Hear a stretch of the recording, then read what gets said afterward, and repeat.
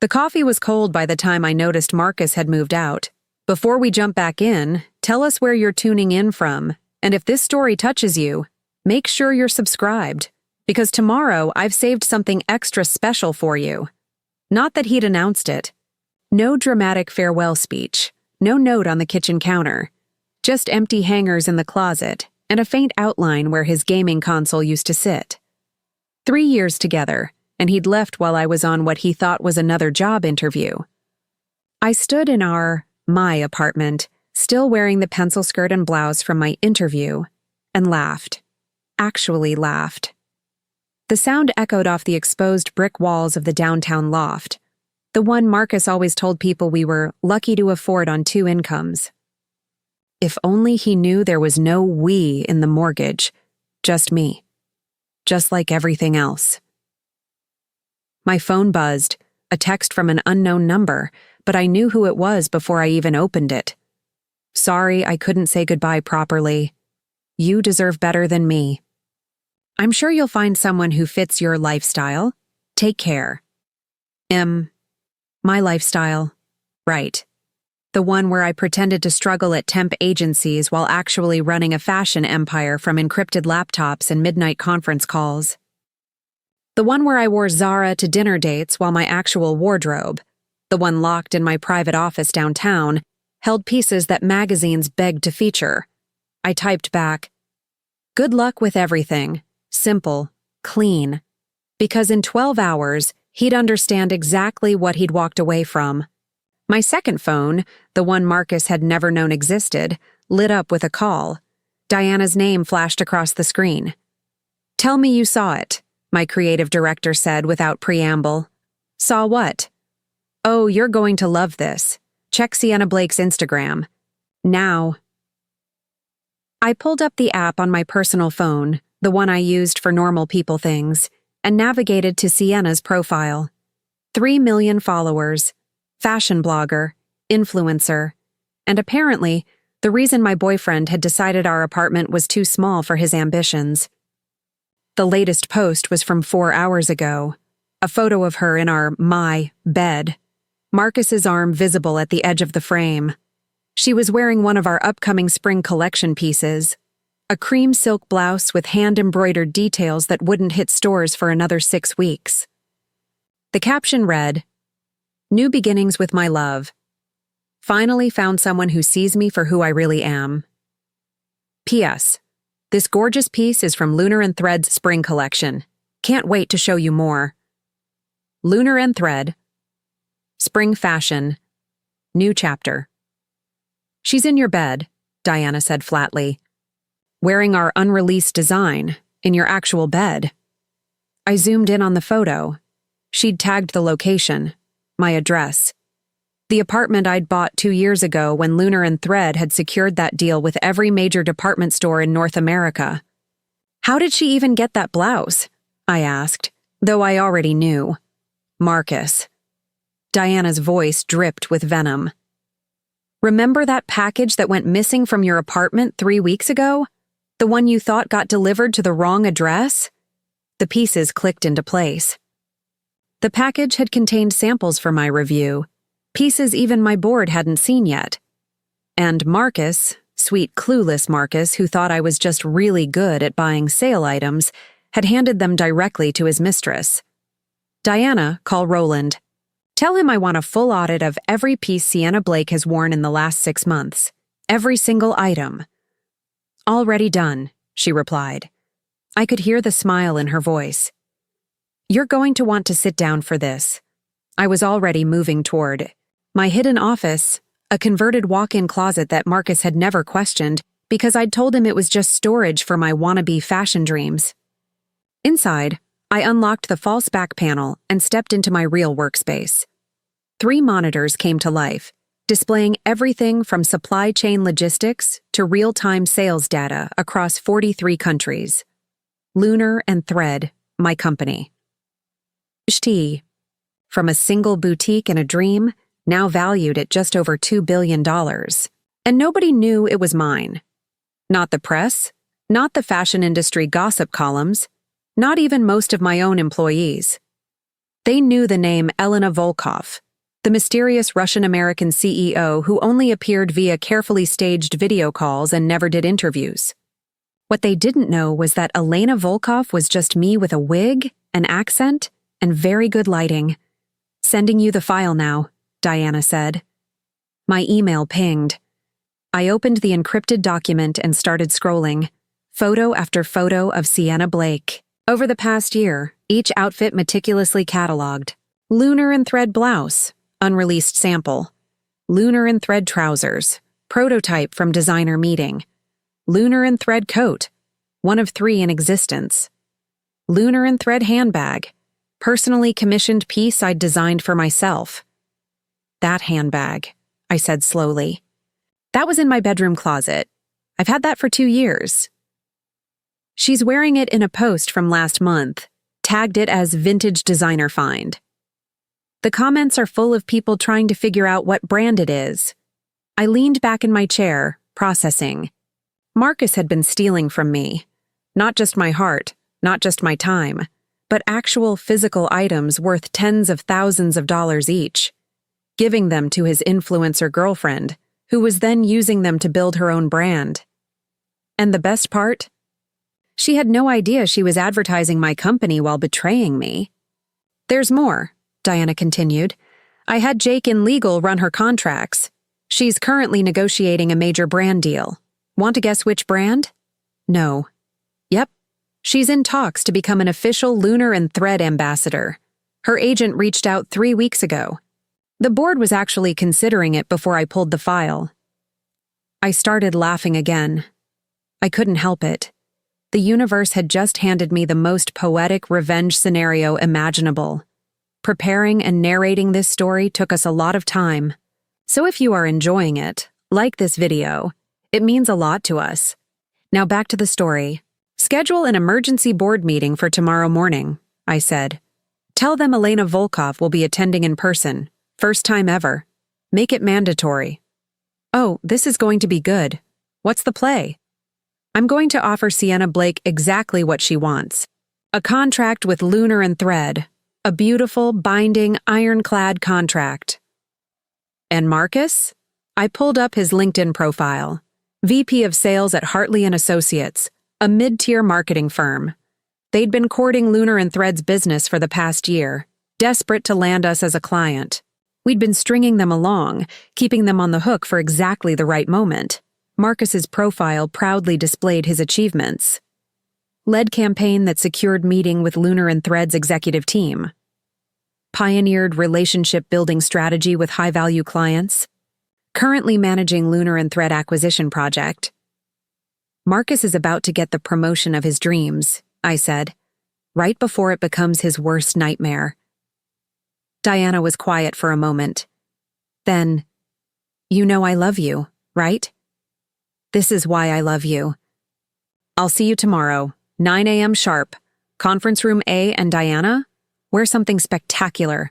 We're making an entrance." After we hung up, I sat in the silence of my hidden office, surrounded by the evidence of everything I'd built. The girl, who'd started with a sewing machine and a dream, now commanding a fashion empire. The same girl who'd been so afraid of being used for her success that she'd hidden it from everyone, including the man she'd thought she loved. But Marcus had used me anyway, just in a different way. My main phone buzzed with another text, this time from Marcus's number. "I left some things at the apartment. I'll come by this weekend to pick them up if that's okay. I'd rather not make this awkward." I smiled, typing back quickly. "Actually, I won't be around this weekend, but I'll have everything boxed up for you. There's a charity gala Friday night at the Metropolitan Center. I'll leave your things with the coat check. You can pick them up there." A long pause, then, "The Metropolitan Center? That's pretty fancy. How are you getting access?"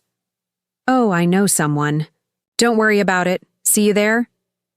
I can't afford a ticket to something like that. Consider it my parting gift. 2 tickets will be waiting under your name.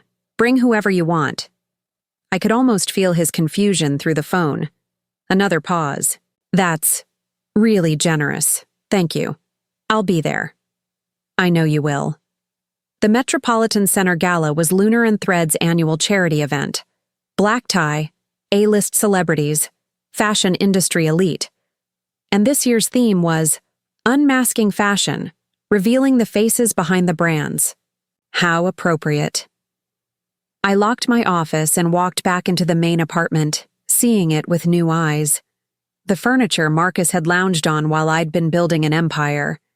The kitchen where he'd eaten meals I'd paid for.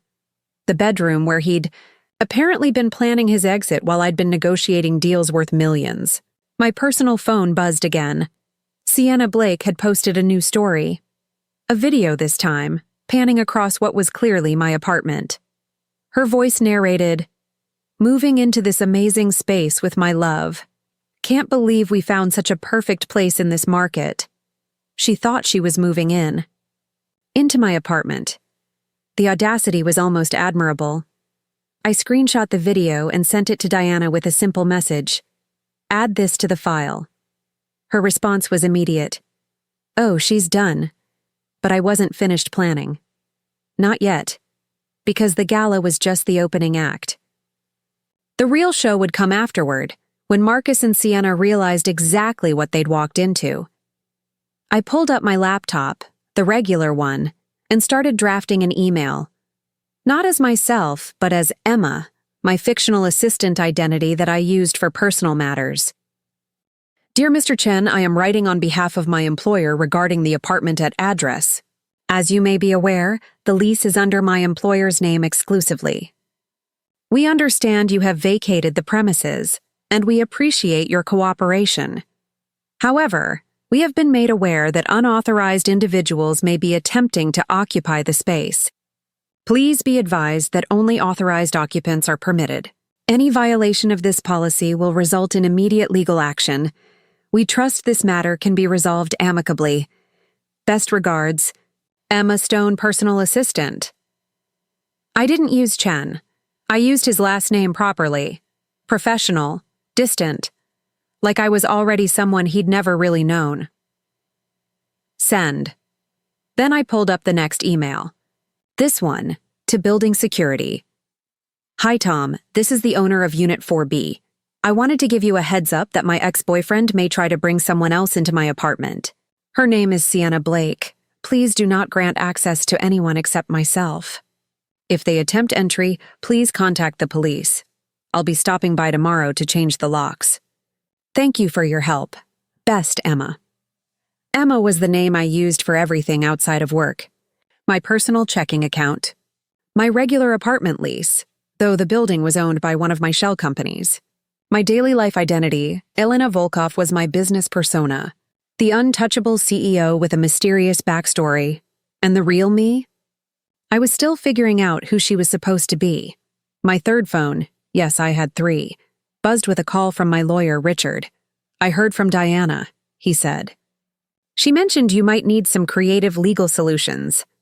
How creative are we talking? Let's just say I've been waiting years for you to finally let me do something fun. I'm tired of boring contract negotiations. Give me something with teeth. I outlined the situation, the stolen samples, the unauthorized use of pre-release designs, the intellectual property violations, the brand deal negotiations, and the gala ambush. Richard was quiet for a long moment. Then he started laughing. You're not just burning bridges, he said. You're napalming the entire landscape. Is that a legal term? It is now. Okay, here's what we do. First, we document everything. And I mean everything. Every post, every photo, every time she wore your designs. We build an intellectual property case that's absolutely bulletproof. Already done. Diana's been keeping files. Good. Second, we draft a contract for Sienna that's technically legal but filled with clauses that will destroy her if she violates them. Which she will, because people like her always do. I'm listening. Exclusivity clause. She can only wear Lunar and Thread, period, for 3 years. If she wears any competing brand, and I mean any, even fast fashion, she pays liquidated damages of $5 million per violation. That's harsh. Oh, I'm not finished. Social media clause. Every post must be pre-approved by Lunar and Thread's marketing team. She can't post anything without clearance. If she does, another million in damages. She'll never agree to that. She will when she sees the compensation. We'll offer her $1 million a year. Seems generous, right? Until she realizes the restrictions mean she can't actually do any other work. No other brand deals. No personal projects, nothing. I was starting to see where this was going. And Marcus? His company wants to represent Lunar and Thread. We give them the contract. But we make him the lead. Every meeting, every presentation, every campaign goes through him. And then, when the time is right, we pull the contract for breach of ethics. The theft of proprietary samples. Exactly. His career in marketing will be finished. No one will touch him after he loses a $1 billion client because he couldn't keep his hands out of the cookie jar. Richard, this is why I pay you the obscene amount of money that I do. I haven't even gotten to the best part yet, the gala. You're planning to reveal yourself as Elena Volkov, right? That's the plan. Not yet. Let them attend as guests. Let them mingle with the fashion elite, thinking they're finally making it into the big leagues. Then, at the end of the night, when everyone's gathered for the announcement of this year's charity beneficiary, that's when Elena Volkov makes her first public appearance. And Marcus and Sienna realize they've been sitting in the audience watching their own execution. We spent the next hour hammering out details. Every clause, every loophole, every potential escape route sealed shut. By the time we finished, I had a plan that was so perfectly constructed it was almost beautiful. Almost as beautiful as the look on their faces would be. After Richard hung up, I made myself tea. Real tea. The expensive kind I kept hidden because Marcus always complained it was a waste of money, and settled onto the couch. Their couch now, I supposed. Or maybe their couch for approximately 48 more hours. My phone lit up with a text from an unexpected source. Marcus's mother, Patricia. Sweetie, I just heard the news. I'm so sorry. Marcus can be such an idiot sometimes. You deserve so much better. If you need anything, please call me. You'll always be family to me. Patricia had always been kind to me. Too kind, really, for someone whose son was a conniving thief. But I appreciated the sentiment. Thank you, Patricia. That means a lot. I'm actually doing okay. Better than okay, actually. Take care. Her response came quickly. I'm glad. You always seemed too good for him anyway. Even his mother knew. That was somehow both gratifying and sad. I spent the rest of the evening going through files, preparing for tomorrow's board meeting. Lunar and Thread had 12 board members, all carefully selected for their expertise and discretion. They knew Elena Volkov only through video calls, each one carefully choreographed with specific lighting, accent work, and a wig that made me look severe and untouchable. Tomorrow they'd meet me. The real me, or at least a version closer to reality. I'd already sent out the memo. Elena Volkov will be attending in person. This is not optional. Come prepared to discuss major personnel and contract decisions. The responses had been flooding in all day. Shock, excitement, speculation. In 12 years, no one had ever seen Elena Volkov in person. Some people whispered that she didn't exist, that she was just a collective identity used by a group of designers. Others thought she was disfigured or disabled and refused to appear publicly. The truth was simpler. I was terrified of being known. But tomorrow, that fear would have to take a back seat to revenge. I opened my laptop and started working on my presentation. Not as Elena, but as myself. The story of how I built Lunar and Thread from nothing, using every penny I'd saved from 3 jobs, every connection I'd carefully cultivated, every risk I'd been brave enough to take. The board deserved to know the truth. And after tomorrow, everyone else would too. Around midnight, I heard sounds from the hallway, voices, giggling, a key turning in a lock that no longer worked because I'd already had the locks changed. What the hell? Marcus's voice frustrated. The key isn't working. Did you give me the wrong one?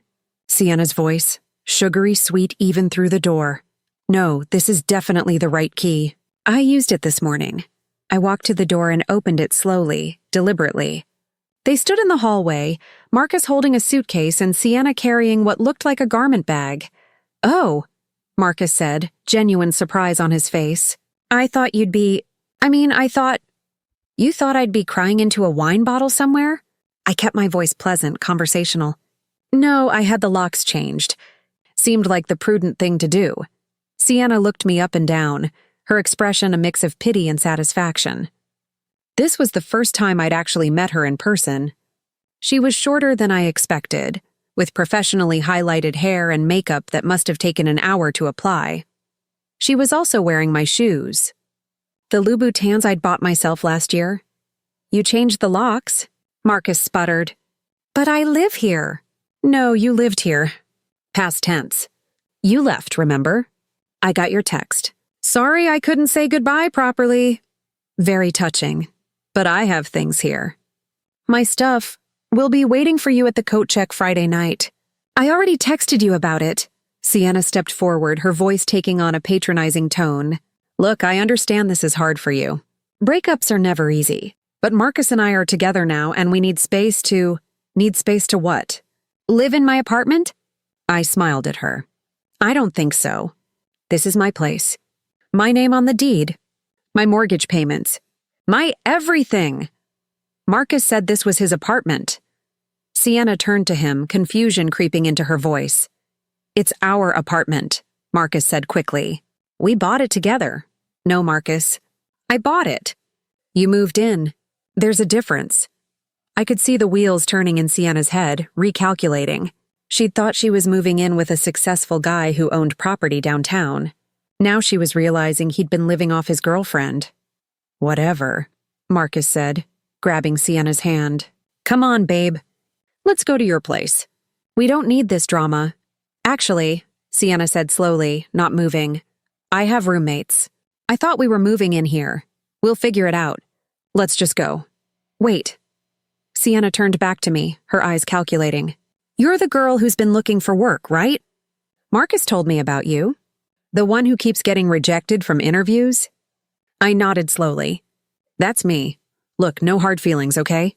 Marcus and I we connect on a different level. He needs someone who understands his ambitions. Someone who's actually going places. Like you? I asked innocently. Exactly like me. I'm building a brand. 3 million followers. Major deals in the works. I'm about to sign with Lunar and Thread, actually. You know the fashion company? They're huge. I've heard of them. It's going to be incredible. My agent says it's the opportunity of a lifetime. And Marcus has been so supportive, helping me network, connect with the right people. She trailed off, smiling at him. That's wonderful, I said. I'm sure it'll work out exactly the way you deserve. Something in my tone must have registered because Marcus tugged at her hand again. Sienna, let's go. But she wasn't done. You know, if you're struggling to find work, I might be able to help.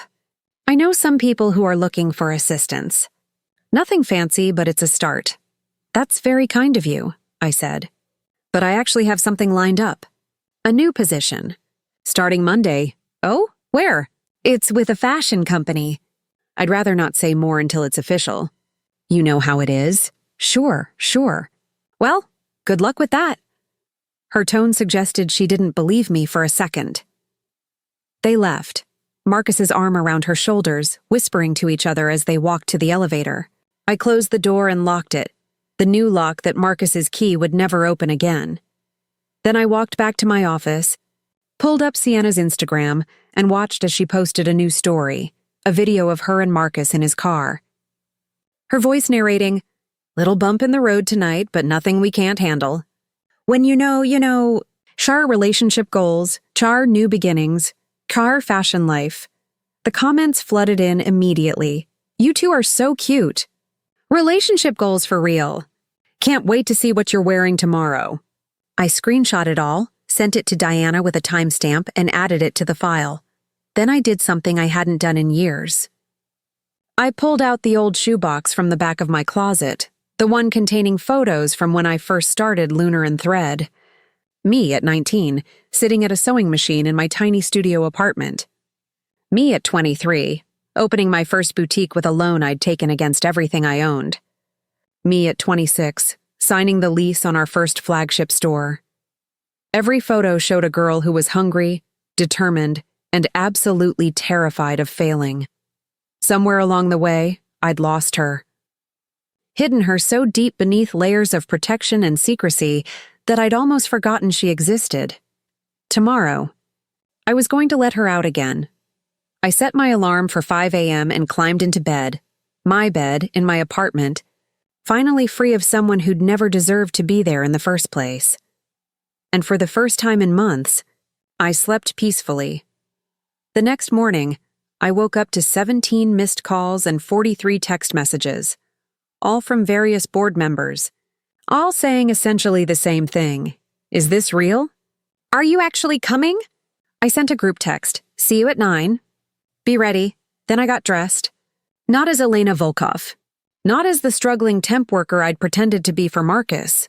As myself. A custom lunar and thread suit in midnight blue, perfectly tailored to my body because I'd designed it specifically for this moment. The prototype had been hanging in my office for 6 months, waiting. Hair down, natural waves. Minimal makeup, my own shoes, the ones Sienna hadn't managed to steal yet. I looked like myself. Successfully myself. And it felt terrifying and exhilarating in equal measure. Diana met me in the parking garage of Lunar and Thread's headquarters, a sleek glass building in the heart of downtown that Marcus had driven past hundreds of times without ever knowing I owned it. You ready for this? She asked, looking me up and down approvingly. No. But I'm doing it anyway. That's my girl. Come on, they're all assembled. I've never seen the board members this nervous. We took the private elevator to the top floor, where the executive conference room overlooked the entire city. Through the glass walls, I could see 12 people seated around an enormous table, all dressed in their finest, all checking their phones and watches anxiously. Last chance to back out, Diana said. Not a chance. She opened the door, and 12 heads turned toward us. Ladies and gentlemen, Diana announced, allow me to introduce you to someone you've all been waiting to meet. This is Elena Volkov. But instead of gesturing to a mysterious figure behind her, she gestured to me. The room erupted in confused murmurs. I don't understand, said Gerald, the CFO. Who is this? I walked to the head of the table, placed my hands on the surface, and looked at each of them in turn. My real name is Emma Sterling, I said clearly. I founded this company 12 years ago. I've been Elena Volkov in every video call, every email, every decision we've made. And now I'm here, in person, because it's time for all of you to know the truth about who's been running Lunar and Thread. Silence. Complete, absolute silence. Then Charlotte, the head of design, started laughing. Not mockingly, genuinely, joyfully. I knew it, she said. I told you all. Remember 6 months ago when I said Elena's design notes sounded exactly like the sketches we got from that mysterious consultant? It was you the whole time, I smiled. Guilty. But why? Gerald asked. Why hide? Why go through all this elaborate subterfuge? Because I was scared, I said simply. Because I built this company from nothing. And I was terrified that if people knew who I was, a young woman with no family connections, no fashion pedigree, no prestigious degree, they wouldn't take me seriously. So I created Elena Volkov, someone who seemed mysterious and powerful and untouchable. And it worked, Diana added. Nobody questioned her. Nobody underestimated her. But now it's time for that to end, I continued, because something's happened that requires me to step out of the shadows. And I need all of you to understand exactly what we're dealing with. I pulled up the presentation on the main screen. Photo after photo of Sienna Blake wearing Lunar and Thread designs. This woman, I said, has been systematically stealing unreleased samples from my personal collection for the past year. She's been wearing them, photographing them, and posting them to 3 million followers without authorization. How did she get access to unreleased samples? Asked Marcus Kim, the head of retail, no relation to my ex, unfortunately, through my ex-boyfriend, who I've been living with for 3 years, who had access to my apartment and had no idea what he was really stealing. The board members exchanged glances. And here's the interesting part, I continued. Sienna Blake is currently in negotiations to become an official Lunar and Thread ambassador. Her agent approached us 3 weeks ago. Oh my God, Charlotte breathed. This is perfect. It gets better. My ex-boyfriend works for Hartley & Associates, the marketing firm that's been desperately trying to win our account. The pieces are all coming together, Diana said with a smile. So here's what we're going to do, I said, pulling up the next slide. We're going to give them everything they want. Sienna gets her contract with Lunar and Thread. Marcus's firm gets our account. And on Friday night at our annual gala, Elena Volkov makes her first public appearance and reveals herself as the CEO whose designs were stolen by her own boyfriend, Charlotte finished. This is brilliant. It's risky, Gerald warned. Going public like this.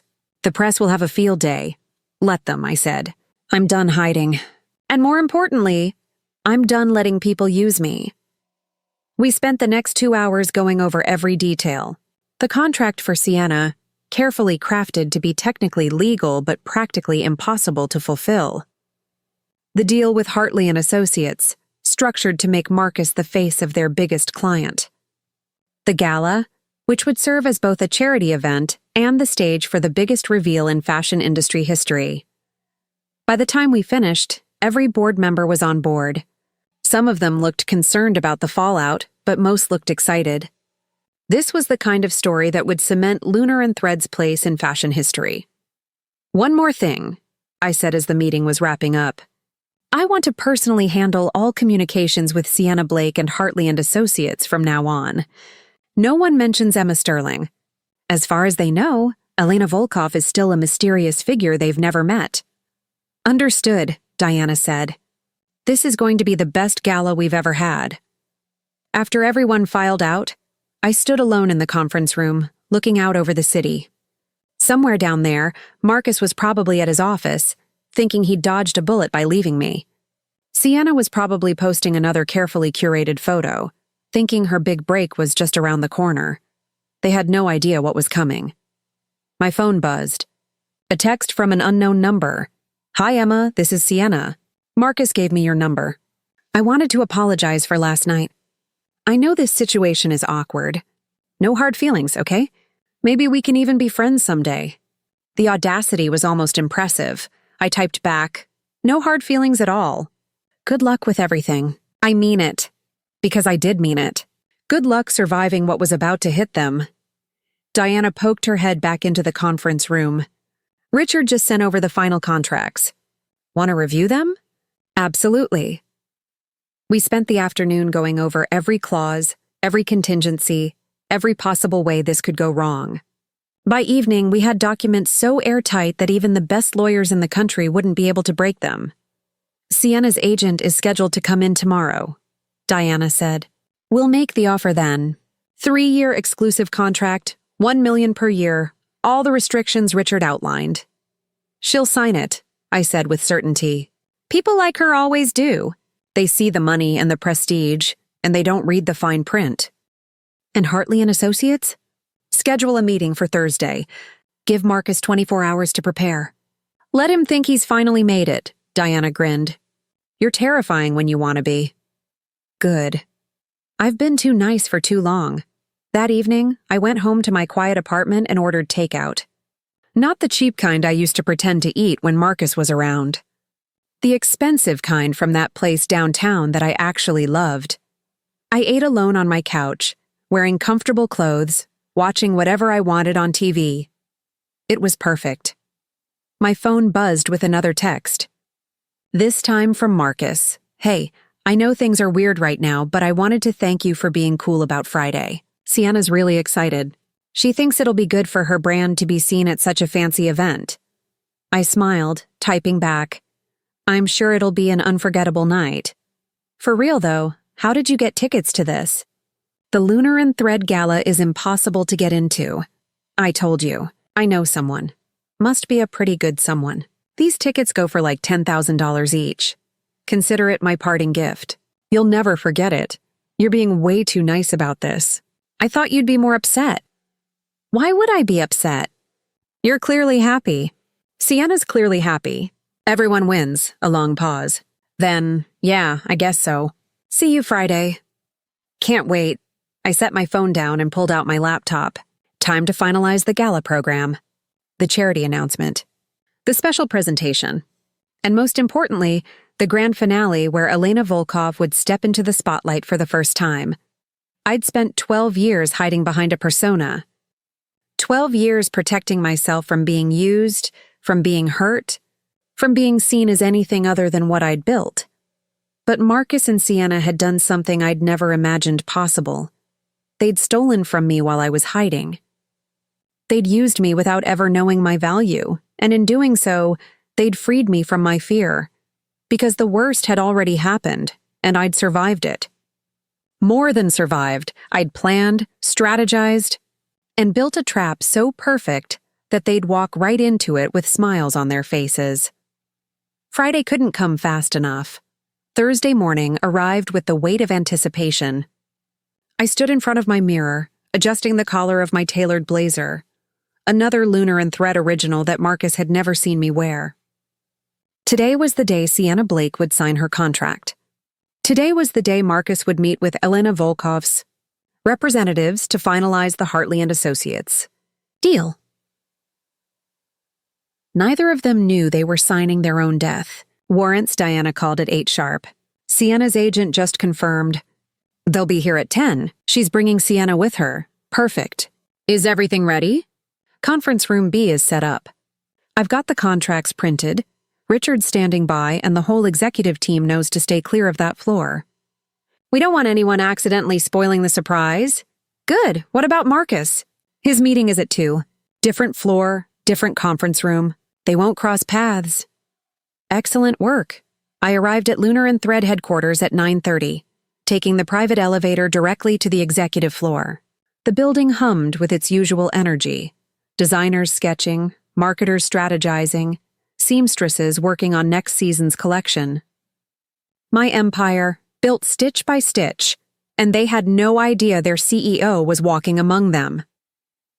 Diana met me outside conference room B, tablet in hand. Ready?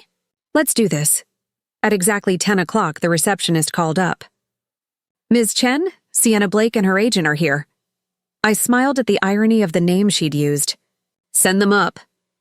Through the glass walls, I watched them exit the elevator.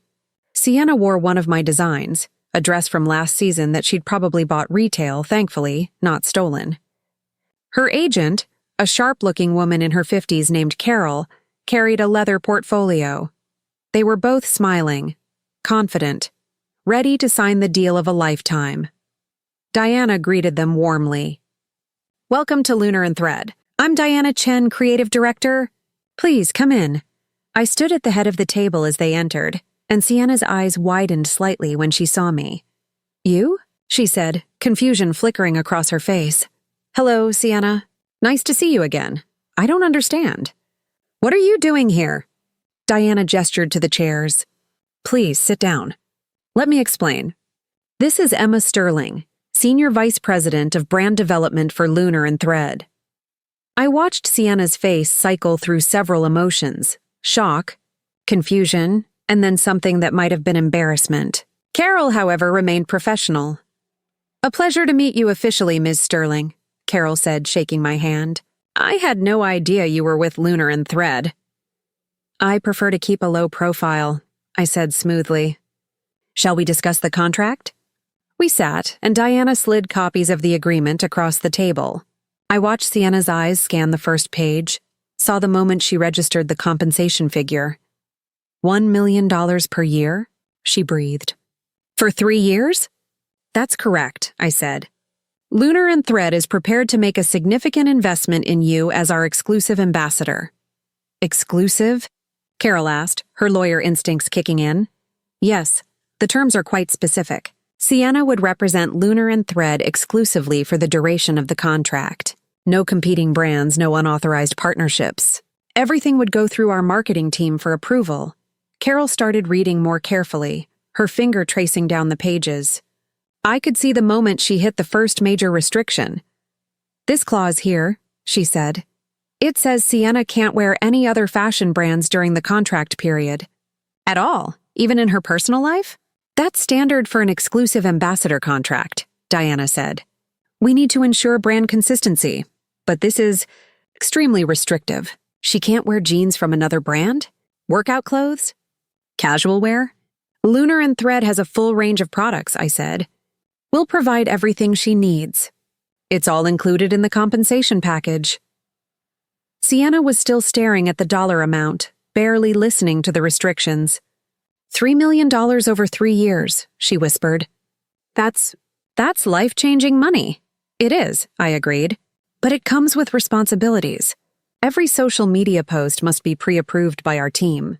Every public appearance must be coordinated with our marketing department.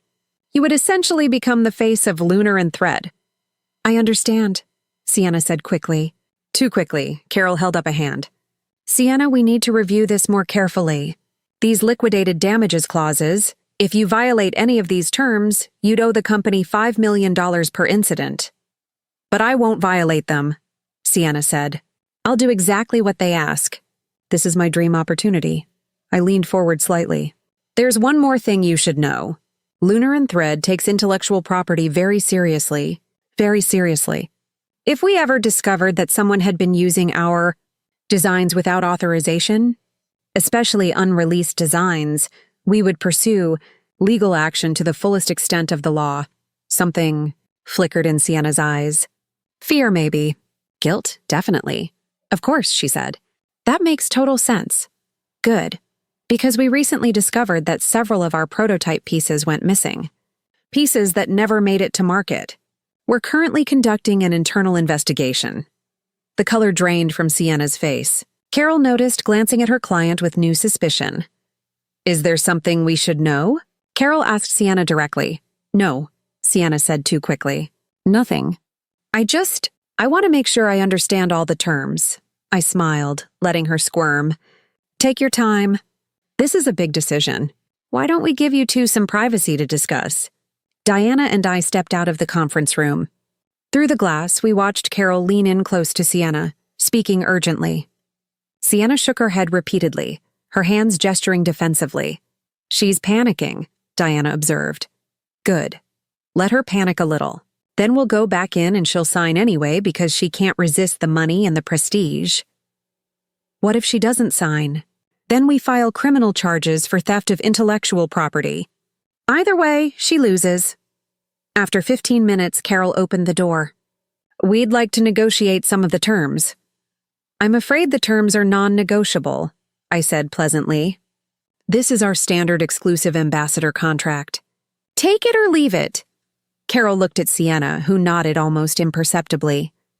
We'll need until tomorrow to make a final decision, Carol said. I understand. But I should mention, we're also considering 2 other influencers for this position. If you decline, the offer goes to one of them. This is a time-sensitive opportunity. Sienna's eyes went wide. Wait, can we have a few more minutes? Of course. This time, when they huddled together, the conversation was even more intense. I could see Sienna pleading, Carol shaking her head, both of them gesturing at the contract. Finally, they emerged again. She'll sign, Carol said, resignation in her voice. But I'm advising my client that this contract is extremely restrictive and that she should consult with an attorney before— I don't need another attorney, Sienna interrupted. I want to sign. Now. I slid the signature pages across the table, watched as Sienna picked up the pen, hesitated for just a moment, then signed her name in flowing script. Congratulations, I said, shaking her hand. Welcome to the Lunar & Thread family. Thank you, she said, and I could hear the excitement warring with anxiety in her voice. When do we start? Immediately. Diana will be your point of contact for all marketing initiatives. She'll reach out early next week with your first assignment. In the meantime, we'll need you to attend our gala tomorrow night. As our newest ambassador, you should be there. The gala? Sienna's face lit up. I'll be there. Actually, my boyfriend and I already have tickets. Ah, yes, Marcus, I said casually. How is he? Still working at Hartley & Associates? Yes. He's actually— She stopped, confusion crossing her face. Wait, how did you know his name? Lucky guess. Common name. Diana, why don't you escort Sienna and Carol out? I have another meeting to prepare for. After they left, I stood alone in the conference room, looking down at the signed contract. 3 years of Sienna Blake's life, bound to my company by her own greed and Carol's warning voice that she'd ignored. One down. One to go. At 2 o'clock sharp, Marcus arrived with his team from Hartley & Associates. 3 people, Marcus, his boss Robert, and a junior associate named Kevin. They were all wearing expensive suits, carrying leather portfolios, radiating the desperate confidence of salespeople who thought they were about to land the biggest client of their careers. I watched them from the observation room as Diana greeted them in Conference Room A. She'd arranged for Elena Volkov's executive team to conduct the meeting. Senior vice presidents who actually did exist and who knew exactly what to do. Gentlemen, Diana said, thank you for coming. I'm Diana Chen, and these are my colleagues from various departments. We're here on behalf of Elena Volkov to discuss Lunar and Thread's marketing strategy. Marcus was practically vibrating with excitement. I could see it even through the glass, the way he leaned forward, the eager nodding, the constant note-taking. We're thrilled to be here, Robert said. Marcus has worked incredibly hard to make this meeting happen. He's been researching Lunar and Thread for months, has he?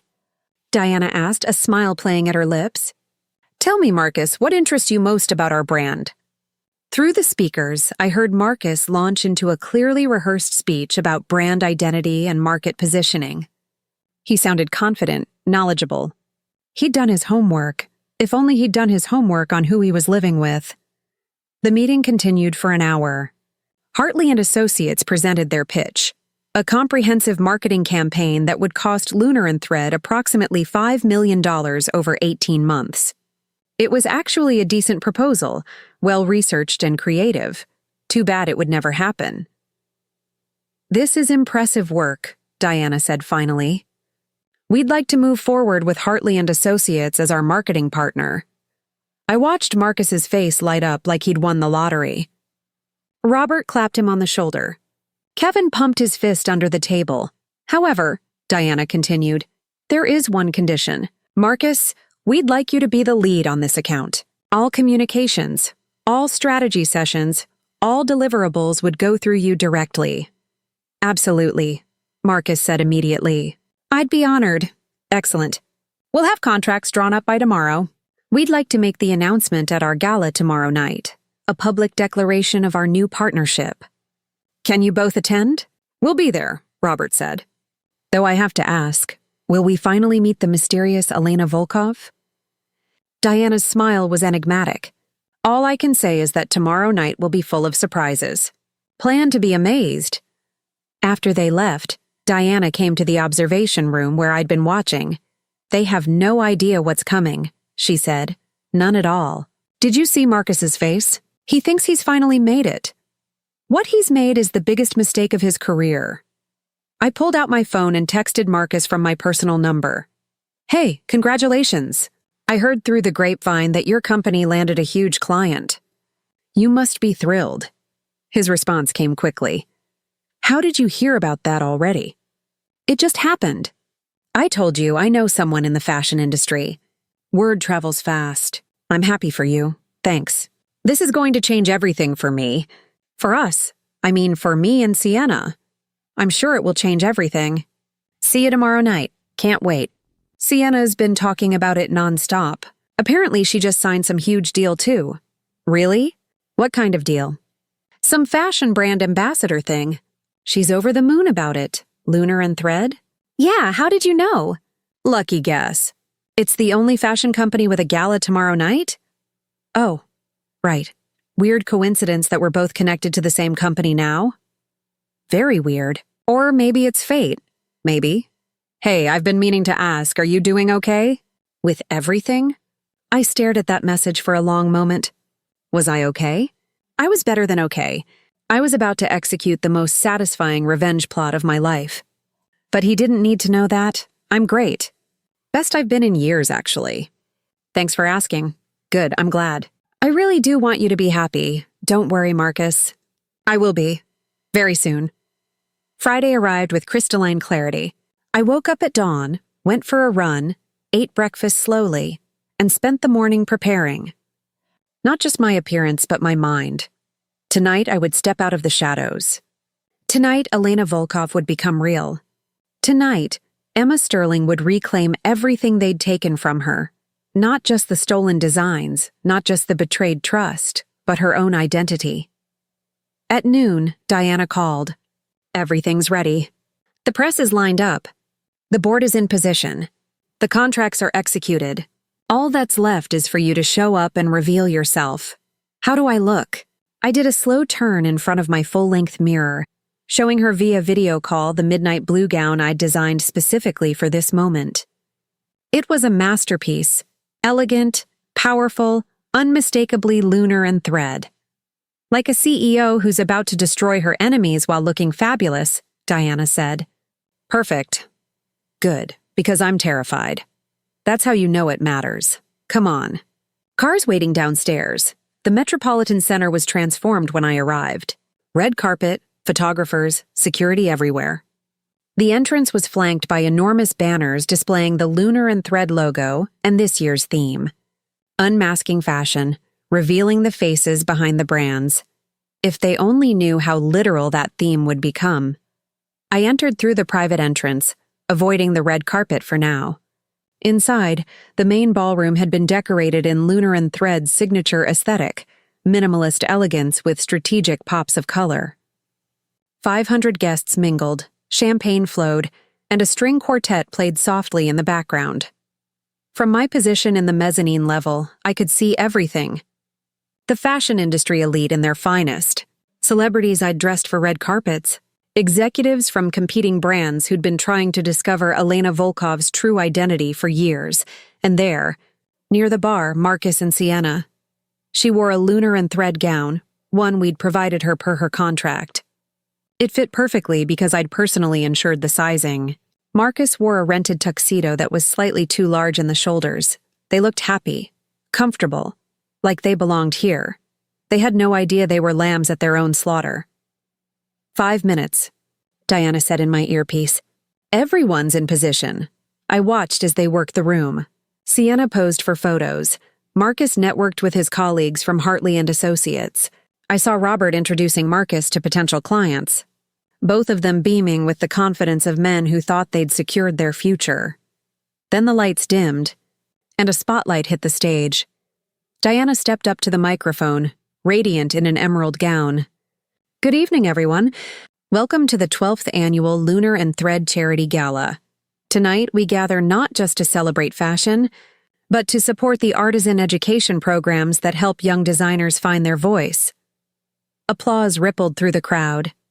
As many of you know, Diana continued, Lunar and Thread has always been shrouded in a bit of mystery. Our founder and CEO, Elena Volkov, has remained an enigma for 12 years. Tonight, that changes. The room erupted in excited murmurs. I could see people pulling out their phones, ready to capture this moment. Before we introduce her, I want to share a story. 12 years ago, a young woman with nothing but a sewing machine and a dream started creating clothes in her tiny apartment. She had no connections, no family wealth, no prestigious education. Just talent, determination, and an absolute refusal to give up. I moved toward the stage entrance, my heart pounding. She built this company from the ground up, piece by piece, stitch by stitch. And she did it while hiding her identity because she was afraid of being judged, afraid of being used, afraid of being seen as anything less than what she'd built. Down in the crowd, I saw Marcus leaning toward Sienna, whispering something. They had no idea this story was about to become very personal. But recently, Diana said, her voice taking on an edge, someone betrayed her trust. Someone stole from her. Multiple someones, actually. And tonight, she's decided that hiding is no longer an option. The murmurs grew louder, confused, excited, nervous. Ladies and gentlemen, I present to you the founder and CEO of Lunar and Thread, not Elena Volkov, but Emma Sterling. I stepped into the spotlight. The room went silent. Then chaos.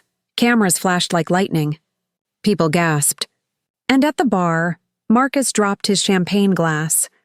I watched it happen in slow motion, the glass slipping from his fingers, shattering on the marble floor, champagne splashing across his rented shoes. His face went white. Sienna grabbed his arm, her own face a mask of confusion and dawning horror. "Hello, everyone," I said into the microphone, my voice steady despite the adrenaline coursing through my veins. "As Diana said, my name is Emma Sterling. For 12 years, I've been the woman behind the curtain. Tonight, I'm stepping into the light." I paused, looking directly at Marcus and Sienna. They were frozen, trapped in the crowd, unable to escape without drawing even more attention. I built Lunar and Thread because I believed in creating something beautiful, something meaningful, but I hid my identity because I was afraid of being used for what I'd built rather than being valued for who I am. My eyes locked with Marcus's across the room. I saw recognition, shame, and fear warring on his face. And as it turns out, I was right to be afraid. Because even when people didn't know what I'd built, they still found ways to use me, to take from me, to steal what I'd created and claim it as their own. Sienna's hand flew to her mouth. She knew. She finally understood. "Earlier this week," I continued, "we announced 2 major partnerships, a brand ambassador contract with influencer Sienna Blake and a marketing partnership with Hartley & Associates, led by their VP Marcus Chen." The room's attention swiveled to them. Photographers turned their cameras. People started whispering, pointing. What many of you don't know is that both of these individuals have been stealing from Lunar and Thread for months. Sienna has been wearing and photographing unreleased designs without authorization. Marcus has been providing her with stolen samples from my personal collection. The whispers became a roar. Marcus tried to pull Sienna toward the exit, but my security guards, blocked their path. Now, some of you might wonder why I gave them contracts knowing this, I said, and I allowed myself to smile. Simple. Because the contracts they signed are going to destroy them more effectively than any lawsuit ever could. I nodded to the screens behind me, which lit up with images. Every photo of Sienna wearing stolen designs, time-stamped and documented. Text messages between Marcus and Sienna discussing the samples. Bank records showing the profit they'd made from sponsored posts featuring my stolen designs. "Sienna," I said, addressing her directly, "your contract requires exclusive loyalty to Lunar and Thread. Every violation costs $5 million. Based on our documentation, you're already in breach of contract. You wore competing brands in 17 posts just this week. That's $85 million in liquidated damages." Sienna's legs gave out. She sank to her knees right there in the middle of the ballroom, Carol rushing to her side. "And Marcus," I continued, turning my attention to him, "your firm's contract has a clause about ethical conduct. Specifically, that no one associated with Hartley & Associates can have engaged in theft or corporate espionage against Lunar and Thread. You signed that clause yourself. The contract is void as of tonight, and your firm will be billed for all preliminary work we've paid for, approximately $700,000. Robert?" Marcus's boss stared at him with an expression of pure fury. I could see him mouthing the words, "You're fired." "But here's the thing," I said, and my voice softened slightly. "I'm not doing this just for revenge. I'm doing this because I spent 12 years hiding who I am, and in that time, I lost myself. I forgot that the reason I built this company wasn't to hide. It was to create, to empower, to show that someone from nowhere could build something extraordinary." The room was dead silent now. Every eye on me, so tonight I'm reclaiming my identity. I'm reclaiming my company. And I'm reclaiming my life. No more hiding. No more fear.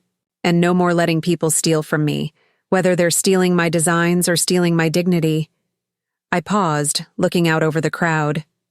As for the legal consequences, my lawyers will be in touch with both of you Monday morning. Until then, security will escort you out. You're no longer welcome at any Lunar and Thread event. Security moved in. Marcus tried to protest, tried to explain, but the guards were firm. They were escorted toward the exit as 500 people watched in stunned silence. At the door, Marcus turned back one last time. Our eyes met across the ballroom, and I saw everything in that moment. his regret, his shame, his understanding that he'd destroyed himself. I turned away first. Diana took the microphone again. Ladies and gentlemen, let's redirect this evening to its true purpose, supporting young artists and designers. Emma Sterling has pledged to match all donations tonight, dollar for dollar, up to $5 million. The crowd erupted in applause. The attention shifted away from the drama and back to the charity. People approached me with congratulations, with business cards, with opportunities. I spent the rest of the evening as myself. Fully, completely myself. Emma Sterling, CEO of Lunar and Thread, no longer hiding behind a persona or a fake identity. It was terrifying. It was liberating. It was exactly what I needed. 3 weeks later, I sat in my office, not my hidden office, but my real office with my name on the door, reviewing the aftermath. Sienna Blake had filed for bankruptcy. The liquidated damages from her contract violations, combined with the legal fees from fighting the intellectual property theft charges, had destroyed her financially. Her Instagram following had dropped to 500,000 after the scandal. Several brands had dropped her from existing contracts. Carol, her agent, had dropped her as a client. Marcus had been fired from Hartley & Associates. Robert had been so furious about losing the Lunar and Thread account that he'd not only fired Marcus, but had also sued him personally for the losses. Marcus was currently working at a small startup marketing firm, making a fraction of his previous salary. They'd tried to sell their story to tabloids, claiming I'd set them up, that I was vindictive and cruel. But the evidence was too clear, too damning. Even the most sensational magazines wouldn't touch it. My phone buzzed. A text from an unknown number. Emma, it's Patricia. I just wanted you to know how proud I am of you. I always knew you were special, even if my idiot son couldn't see it. You deserved so much better than what he gave you. I'm sorry for what he did. You're amazing. Patricia, I smiled, typing back. Thank you, Patricia. That means more than you know. Diana knocked on my open door. You have a visitor. Says she knows you. Who? Sienna Blake. I raised an eyebrow. Let her in. Sienna entered my office looking nothing like the polished influencer I'd met weeks ago. No makeup, hair in a messy ponytail. Wearing jeans and a hoodie, not designer brands, just regular clothes. I know you don't want to see me, she said immediately. And I know I don't deserve your time, but I needed to say something. I'm listening. She took a shaky breath. You were right about everything. About me being greedy. About me not reading the contract. About me stealing from you. I knew those samples weren't supposed to be shared. Marcus told me they were industry connections, and I didn't ask questions because I didn't want to know the answer. That's not an excuse. I know. I'm not making excuses. I'm sorry. I destroyed my career. I destroyed Marcus's career, and I did it all because I wanted fame and money more than I wanted to be a decent person. I studied her for a moment. She looked genuinely broken, genuinely remorseful. What do you want from me, Sienna? Nothing. I don't want anything. I just wanted you to know that I understand now. What I did was theft. What Marcus did was betrayal. And what we both did was unforgivable. So why are you here? Because you deserved an apology. A real one. Not the kind where I'm hoping you'll drop the lawsuit. I know you won't. I wouldn't either if I were you. But you deserve to hear someone say I'm sorry and actually mean it. I leaned back in my chair. This wasn't what I'd expected. I accept your apology, I said finally. But that doesn't change the consequences. I know. I'm not asking it to. She turned to leave, then paused at the door. For what it's worth, you're incredibly talented. Lunar and Thread is beautiful. I wish I'd appreciated that instead of just using it. After she left, I sat alone in my office thinking. Revenge had been satisfying. Watching them fall had been gratifying. But this moment, this genuine apology, was something different. Something that felt like closure. My phone buzzed again. This time, a text from Marcus. I know I'm probably the last person you want to hear from, I just wanted to say I'm sorry. For everything. You deserved so much better. I hope you find happiness. I stared at the message for a long time. Part of me wanted to ignore it. Part of me wanted to send back something cutting. Instead, I typed, I already found happiness. It was here the whole time. I just had to stop hiding to see it. I didn't wait for a response. I blocked his number and deleted the conversation. Diana appeared in my doorway again. Ready for the board meeting? They want to discuss the fall collection. Ready. I stood, straightened my jacket, Lunar and Thread, of course, and walked out of my office. No more hidden rooms, no more secret identities, no more fear, just Emma Sterling, CEO, designer, and finally, completely, authentically herself. As I walked through the halls of my company, employees nodded and smiled. Some stopped to ask questions about designs. Others wanted to discuss strategy. A few just wanted to say they were inspired by my story. I'd spent 12 years building walls to protect myself. It turned out, all I'd really needed was the courage to tear them down. In the elevator down to the design floor, I caught my reflection in the mirrored walls. For the first time in years, I recognized the person looking back at me. She was strong. She was successful. She was scarred but unbroken. She was exactly who she was meant to be, and she was free. Epilogue. 6 months later. The New York Times fashion section featured a full-page article with my photo on the cover. Emma Sterling, the CEO who hid in plain sight. The article chronicled my journey from scared young designer to successful CEO, including the dramatic reveal at the gala. But what made me smile was the final paragraph. When asked if she regrets hiding her identity for so long, Sterling pauses thoughtfully. I regret being afraid, she says. But I don't regret the journey. Sometimes we have to lose ourselves to find out who we really are. And sometimes, the people who hurt us end up giving us the greatest gift, the courage to finally be seen. Lunar and Thread stock had reached an all-time high. Our fall collection was sold out within hours of launching. And Elena Volkov? She'd been quietly retired, her mysterious persona no longer needed. I was enough just as I was. As for Marcus and Sienna, I heard they'd split up weeks after the gala. Last I checked, Marcus was working his way back up in the marketing world, being far more careful about ethics this time.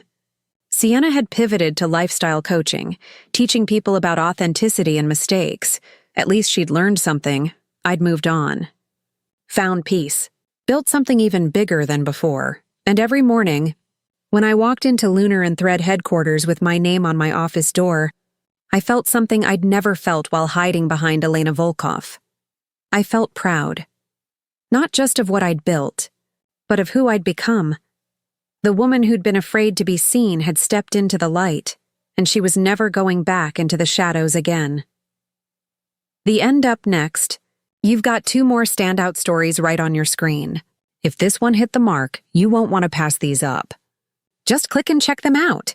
And don't forget to like, subscribe, and turn on the notification bell so you don't miss any upload from us.